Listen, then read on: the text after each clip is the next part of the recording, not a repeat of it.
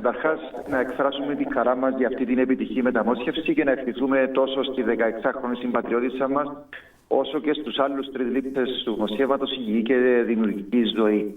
Παράλληλα, πρέπει να εκφράσουμε την ειλικρινή μας ευγνωμοσύνη προς τους δότες και στις οικογένειες τους που με αυτές τις πράξεις αλτρουισμού και ανηλιοτέλειας χάρισαν ζωή και ελπίδα, θα έλεγα, σε ανθρώπους που δεν γνώριζαν. Είναι μια ιστορία που μας υπενθυμίζει ότι η δωρεά οργάνων ξεπερνά σύνορα, θρησκείες, εθνικότητες.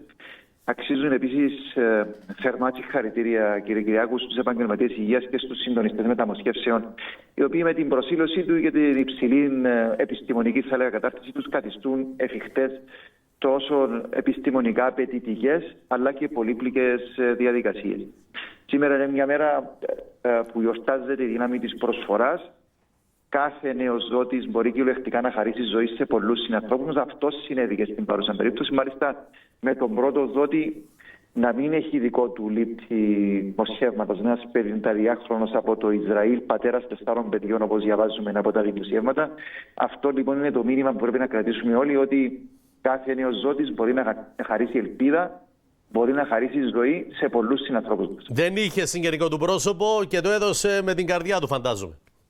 Ακριβώς όπως το είπατε, ο 52χρονος Ισραηλινός πατέρας 4 παιδιών, όπως καταγράφεται και στα δημοσιεύματα, αποφάσισε να δωρήσει ανιδιοτελώς τον έναν νεφρό του.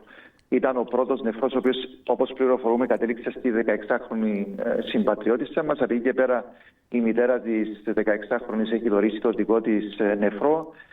Άλλο πρόσωπο από ζευγάρι δώρισε το δικό του νεφρό και άλλο πρόσωπο από ζευγάρι το δικό του νεφρό και καταλήξαμε 4 συνάνθρωποι μας να λαμβάνουν ελπίδα ζωής. Αυτό γίνεται συχνά, γιατί εντάξει, αυτό το μάθαμε από δημοσίευμα εφημερίδας στο Ισραήλ.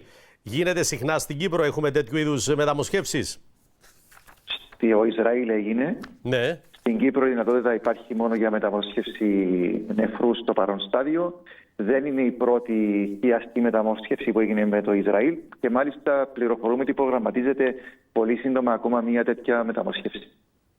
Πάρα πολύ καλά. Στο Ισραήλ. Να γίνονται μεταμοσχεύσεις, να λαμβάνονται αυτά τα δώρα ζωής. Ευχαριστούμε πάρα πολύ, κύριε Υπουργέ. Εγώ ευχαριστώ.